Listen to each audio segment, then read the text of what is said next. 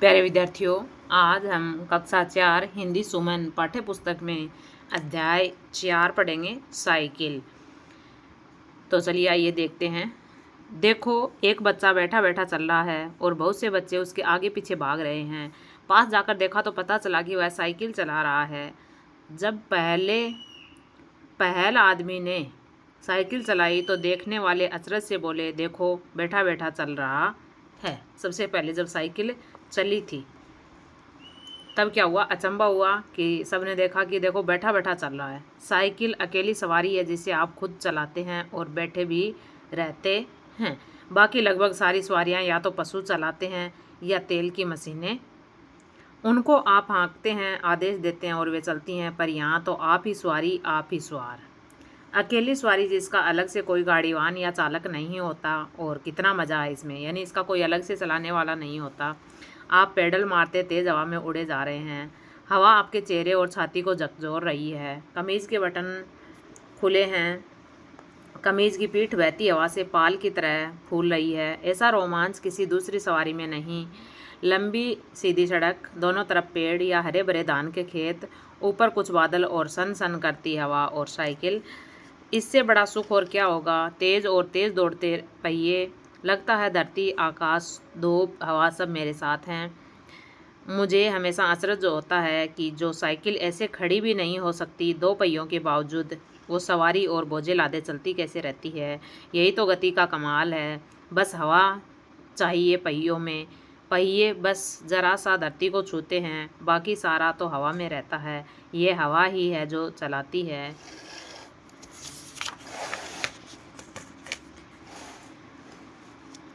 यह वही हवा है जो हमारे फेफड़ों में है, जो गेंद में है। साइकिल भी एक गेंद है, हवा में उछलती, पर कभी भी धरती का साथ नहीं छोड़ती। और साइकिल एक पूरा घर है। पूरा परिवार एक साइकिल में समा जा सकता है। मैंने देखा है मेलों में 4-4 लोगों को एक साइकिल पर घूमते, और कितना मज़ेदार है घंटियों का बजना। दुनिया में इतनी इतनी घंटियाँ बनी, इतने इतने घंटे, पर साइकिल की घंटी सबसे निराली है। जरा सी टुनटुन, एक तरंग और प्यार भरी चेतावनी कि भाई जरा रास्ता छोड़ दे। यह ऐसी सवारी जिससे कोई बड़ी दुर्घटना हो ही नहीं सकती, जो चलाने वाले के साथ साथ चलने वाले का भी ख्याल रखती है, जो प्रकृति का ख्याल रखती है, जो धरती को भी कोई आघात नहीं देती, जिसे जीवन और प्रकृति से कुछ भी नहीं चाहिए, बस एक इंसान का साथ चाहिए। गांव हो या शहर, इससे ज़्यादा भरोसेमंद दूसरा कोई नहीं। सबसे सस्ता भी तो है। और इसी तरह की साइकिलें हैं, बच्चों से लेकर बड़े खिलाड़ियों तक के लिए। इतने रंगों में, इतने तरह के पहियों वाली, शानदार ब्रेक वाली। ज़रा सा पैडल मारो, चलो तेज़ तेज़ और तेज़, और एकदम से ब्रेक, या फिर पैरों को टिका दो ज़मीन से। चलाते हुए महसूस कर सकते हो कि नीचे धरती कैसी है, उठती गिरती, ऊबड़ खाबड़, समतल, सुगम, बालूदार या कीचड़ वाली। और बता सकते हो कि हवा में कौन सी गंध है। साइकिल सबसे कम बोलने वाली सवारी है, और हर रास्ता इसका रास्ता है। जहाँ रास्ता नहीं वहाँ भी रास्ता है। साइकिल सबको लुभाती है। बहुत से लोगों ने तो ढलती उम्र में साइकिल चलाना सीखा, जो साइकिल की लोकप्रियता का प्रमाण है। महान संगीतज्ञ भीमसेन जोशी को भी साइकिल चलाने का शौक था।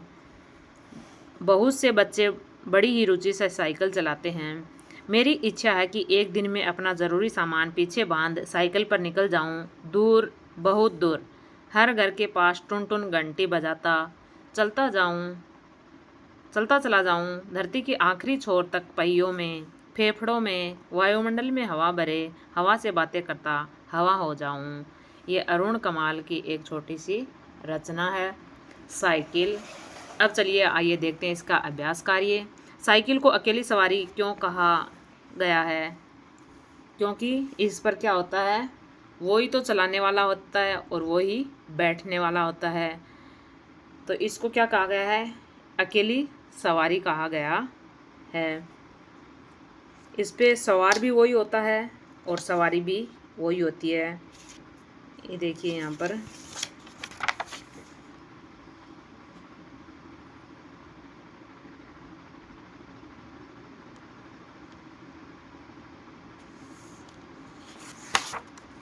ये देखो, साइकिल अकेली सवारी है जिसे आप खुद चलाते हैं और बैठे भी रहते हैं।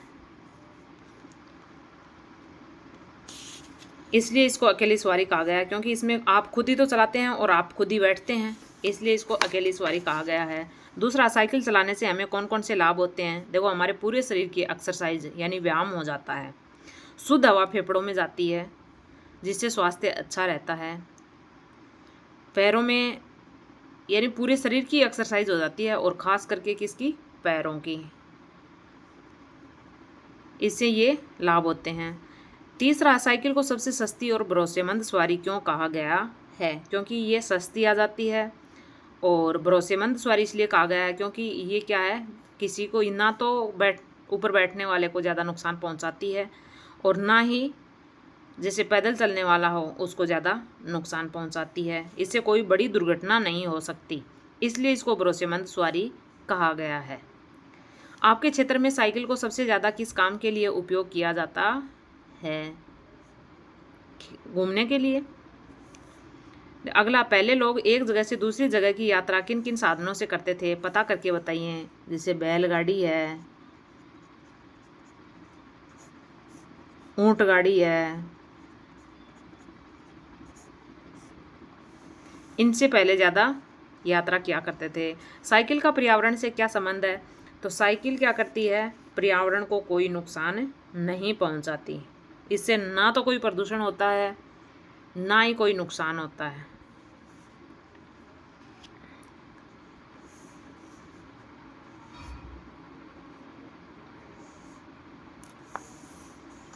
साइकिल को पर्यावरण से कुछ नहीं चाहिए, प्रकृति से कुछ नहीं चाहिए, बस एक इंसान का साथ चाहिए जो इसका चलाने वाला हो।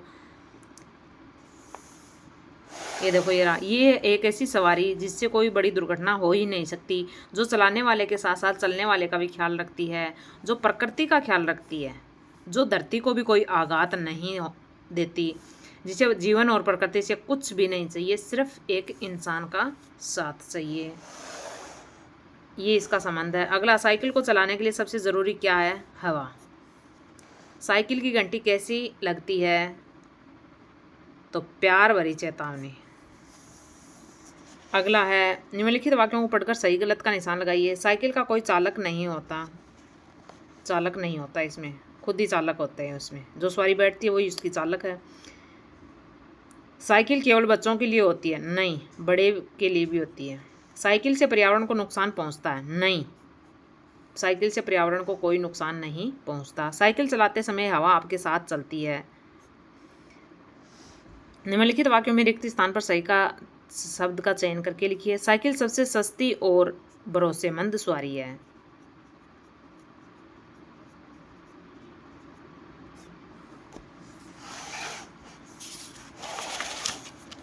साइकिल के पहिए धरती को छूते हैं, किसको छूते हैं, धरती को। निम्नलिखित प्रश्नों के उत्तर दीजिए। साइकिल चलाने पर या उस पर बैठने का आनंद लेते समय आपको क्या क्या महसूस होता है। ऐसे लगता है जैसे हवा में उड़े ही जा रहे हैं, हवा में बड़ा सुकून मिलता है और चलते ही जाओ ऐसा महसूस होता है।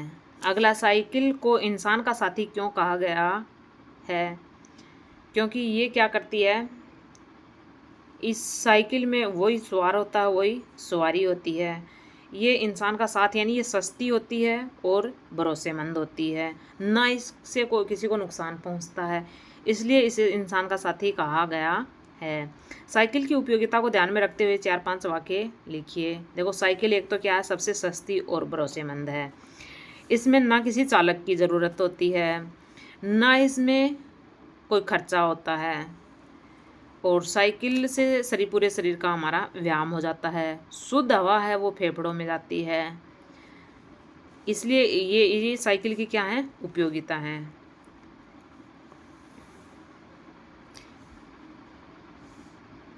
अपने दोस्तों और परिवार से पूछे कि क्या उन्हें साइकिल पसंद है, यदि हाँ तो क्यों, क्योंकि साइकिल पर बड़ा मज़ा आता है।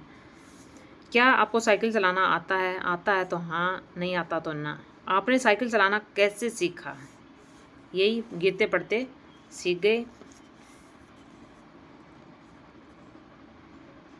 अब देखो यहाँ पर आगे नीचे दी गई तालिका में लिखिए कि आप इन जगहों की यात्रा किस साधन से करते हैं। जैसे खेत पर किससे जाते हैं, साइकिल से, या पैदल जाते हैं तो पैदल लिखेंगे। मेले में मोटरसाइकिल से या साइकिल से जाते हैं तो साइकिल से लिखेंगे। स्कूल में बस से या साइकिल से। भरतपुर बस से। दिल्ली बस से या ट्रेन से। अंडमान निकोबार तो इसमें क्या है, अंडमान निकोबार जैसे ट्रेन से जाते हैं फिर पानी वाला जहाज़ लेना पड़ता है या फिर हवाई जहाज़ लेनी पड़ती है।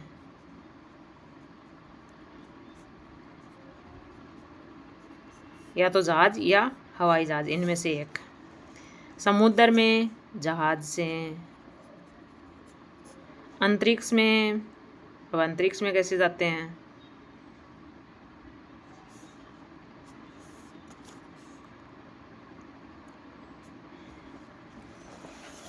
अगला, नीचे दिए गए साइकिल के चित्र में विभिन्न हिस्सों के नाम खंड में लिखिए। अब देखो, ये पेडल है, ये पहिया है,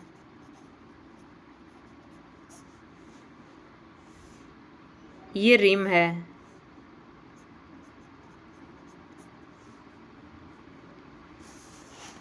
ये हैंडल है,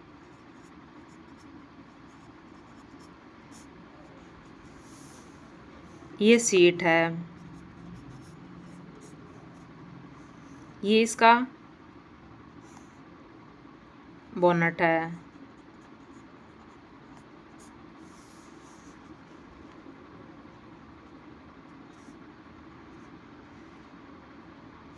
ये इसके ऊपर ये चैन है,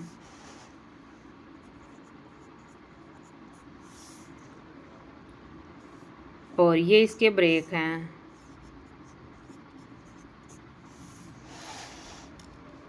अब देखो, भाषा की बात। संज्ञा, जो शब्द किसी व्यक्ति, वस्तु, स्थान, जाति या भाव का नाम बताते हैं उन्हें संज्ञा कहते हैं। यानी जो शब्द किसी व्यक्ति, वस्तु, स्थान, जाति या भाव का नाम बताते हैं उनको संज्ञा कहते हैं। जैसे राम है, व्यक्तिवाचक संज्ञा है। दिल्ली है, किताब है, खुशी है, ये सब क्या है? संज्ञा है।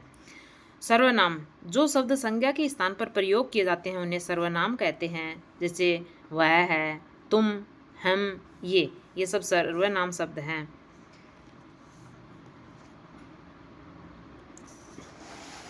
ये था हमारा अध्याय 4। देखो, इसमें आगे काल और हैं। क्रिया के जिस रूप से उसके होने के समय का बोध होता है उसे काल कहते हैं। काल 3 प्रकार के होते हैं। वर्तमान काल, यानी जो क्रिया अभी हो रही है, जैसे उषा विद्यालय जा रही है, अब हो रहा है, उसको वर्तमान काल। भूतकाल, जो क्रिया पहले हो चुकी यानी पहले हो गई, उसको भूतकाल में लिखेंगे। उषा विद्यालय गई थी, पहले हुई थी, ये गई थी। भविष्य काल, जो क्रिया आगे होगी यानी भविष्य में होगी, जैसे उषा विद्यालय जाएगी, उसको भविष्य काल लिखेंगे। अब इसमें से क्या छांट के लिखना आपको? वर्तमान काल, सरिता रोज सुबह जल्दी उठती है, ये वर्तमान काल का वाक्य है।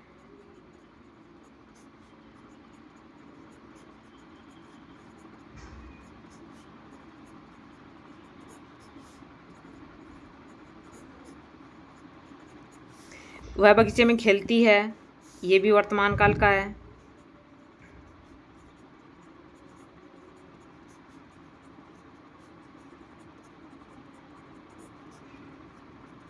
कल वह नदी के किनारे गई, ये भूतकाल का है। कल वह नदी के किनारे गई। वहाँ उसने कागज़ की नाव तैराई, ये भी भूतकाल का है। वहाँ उसने कागज़ की नाव तैराई। अगला है, उसे बहुत मज़ा आया, ये भी भूतकाल में है। उसे बहुत मज़ा आया। फिर है, अगले रविवार वह चिड़ियाघर जाएगी, ये भविष्य काल का है। अगले रविवार वह चिड़ियाघर जाएगी।